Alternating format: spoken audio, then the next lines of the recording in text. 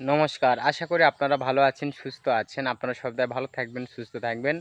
তো এক শিষ্য বারবার কমেন্টে বলতেছে যে মণ্ডপের পাতা টানার মন্ত্র দিন।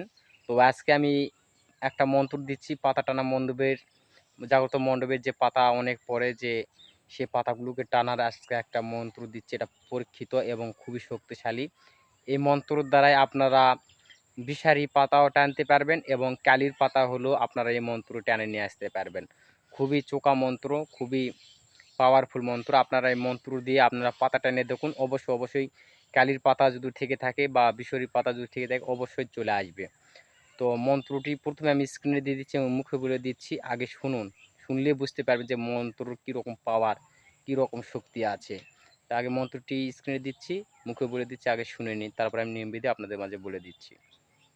মন্ত্র হচ্ছে এক বন্দি আগিনা বন্দি বন্দি মাথার পাকে 1600 ডাকিনী বন্দি বন্দি জিহ্বার আগে আয় রে বিষের পাতা আয় মোর কাজ ছেড়ে যদি অন্য আসরে যাবি দোহাই লাগে আল্লাহ নবী শের আলীর মাথা খাবি।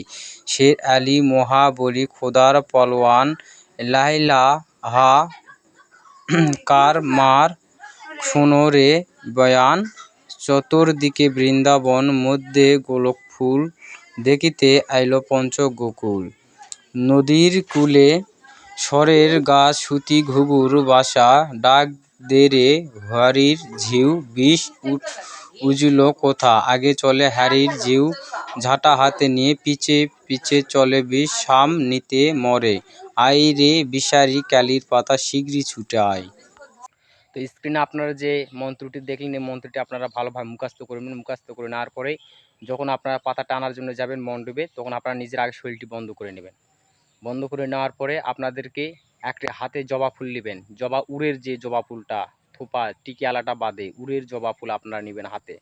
হাতে নেওয়ার পরে এই মন্ত্রটা ওই জবা ফুলের ৩ বার, একবার বলুন ১টি ফু, দুবার বলুন ২টি ফু, মানে ৩ বার মন্ত্র বলে ৩টি ওই জবা ফুলের উপর ফুঁক দেওয়ার পরে আপনারা জবা ফুলটি পাতার দিকে, দূর থেকে পাতার দিকে এরকমভাবে ধরবেন। ধরার পরে ওই মন্ত্র বলবেন আর ফুলে ফু মারবেন। ওই মন্ত্র বলবেন আর ফুলে ফু মারবেন। দেখবেন যদি সঠিক বিষয়ের পাতা হয়ে থাকে বা সঠিক যদি কালির যদি পাতা হয়ে থাকে তো অবশ্যই এই মন্ত্র টানে আপনার কাছে এই পাতা ছুটে আসবে, ছিঁড়ে ছুটে আসবে। তো অবশ্যই আপনারা বুঝতে পেরেছেন। আপনারা আমার পাশে থাকুন, আপনারা আপনাকে সাপোর্ট করুন, লাইক কমেন্ট করুন। কমেন্ট আপনার মতামত আপনাদের মাঝে আরও ভালো ভালো আপনাদের মাঝে বিদ্যা দেবো। আর আজকের রাত 11টার দিকে লাইভে আসবো। লাইভে A to Z প্র্যাকটিক্যাল আপনাদের ভালোভাবে বোঝানো হবে বশীকরণ ব্যাপার নিয়ে।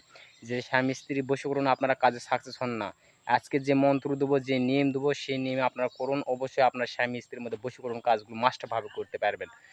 তো রাত 11টার দিকে অবশ্যই আপনারা তাড়াতাড়ি যে কোনো কাজকর্ম চাইলে রাত 11টার দিকে আপনারা লাইভে আমার ইউটিউবে লাইভে আসবে, লাইভে আপনারা যুক্ত হবেন।